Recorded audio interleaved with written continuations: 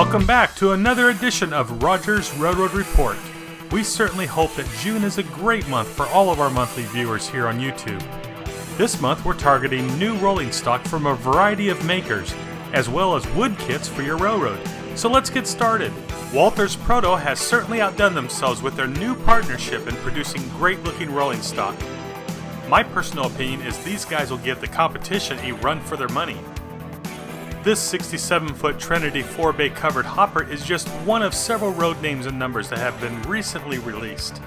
But don't hold off too long because these cars are limited edition with only a one-time run with these road numbers. This covered hopper comes fully assembled with razor-sharp markings and detail, with factory-installed grab irons, brake wheel, in platforms, and a realistic see-through etched metal walkways on top of the car. Walters Proto didn't hold back on making sure that you'll have the correct 36-inch turned metal wheel sets and detailed trucks. This hopper has been in service since the early 2000s to present date and has factory-installed Proto Max metal knuckle couplers. Next up, Walters Proto is bringing up the pass with this highly detailed Class C-30-1 caboose. The C indicates car type, C is for caboose, and its detailed rib siding and undercarriage really gives it that authentic look. The railroad companies faced with an aging fleet and growing wartime traffic, the Southern Pacific Railways began a major caboose building program in the 1917s. This particular model, the C-30-1, was a later version built with a new design using riveted steel underframes, making this car more sturdier and safer on runs where helpers were being used to push trains up hills. These cabooses come fully assembled with razor-sharp markings and detailed, including flush-fitting windows and a smokestack, with factory-installed grab irons, brake wheel, and in platforms on both sides.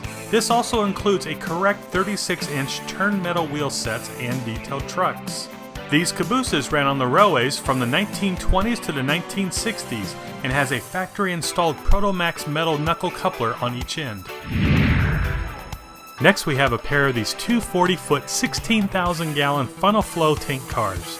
These models come fully assembled and have a variety of road names, with 2 different road numbers per name. Once again, these are a limited supply with a one-time run using these road numbers. These tankers were developed in the 1960s and carried just about anything that was liquid, while using its funnel-like tank to dump its contents with the use of gravity.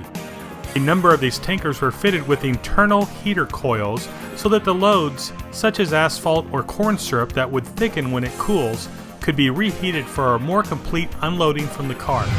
You can see the sharpness of the markings in this short tanker car, with factory-installed grab irons, brake wheel, and end platforms on both sides. This also includes brake train pipe and brake rigging underbody detail, along with road-specific placements of manways and safety valves. This includes correct 36-inch turned metal wheel sets and detailed trucks. Tanker has installed Proto Max metal knuckle couplers. Next we'll show you these two 40-foot stock cars with dreadnought ends in both Union Pacific and Rio Grande markings. These models are assembled and have a variety of road names and numbers. You can tell that these are not your normal box cars because of the spaces between the slants. These cars were used for hauling livestock from ranches to slaughterhouses, whereas a normal box car would be fully enclosed. To be more humane, the railroads had these stock cars built this way so the animals could breathe fresh air and cut down on the heat exhaustion during the transport. The railroads used these cars from the late 1950s to the early 1970s. These stock cars have side and end configurations per road name as appropriate, sliding doors on both sides. This also includes correct 33-inch turned metal wheel sets and detailed trucks, and they are loaded with the Proto Max metal knuckle couplers already installed. Besides their incredible engines they produce, MTH wanted to get into the competition of producing quality rolling stock. Take these two 40-foot boxcars in Southern Pacific markings for instance. These models provide superior quality and detailing you've come to expect from MTH at very competitive pricing. These cars offer the same construction and body detailing as their more expensive counterparts, but designed for the budget-minded model railroader. These boxcars include roof walks, ribbed ends and ladders, decorative brake wheels, sliding car doors, detailed 4-wheel trucks with metal wheels and axles. And of course they have the KD couplers already installed. And of course you know you can't go wrong with KD cars. This 50-foot PS-1 boxcar with 9-foot door is in Central of Georgia colors. This boxcar includes roof walk, brake step, ladders, stirrups, handrails, grab irons, accurately detailed brake wheel and outline highlighting the brake rigging and chain, prototypical coloring and lettering, has KD magnetic scaled couplers and delayed magnetic uncoupling already installed, and the wheels are smooth rolling wheels, and the trucks have self-centering action. And the same goes for this KD 2-bay 2003 cubic foot PS-2 covered hopper. This hopper is also made by KD and is based on the hoppers that were built in the year 1956. The detail in this covered 2-bay hopper is incredible. And remember, KD likes to boast that they are made in the USA. And finally, here are just a few new buildings being released by Bar Mills and wood building kits. If you've never tackled a wood kit, I would highly recommend doing so.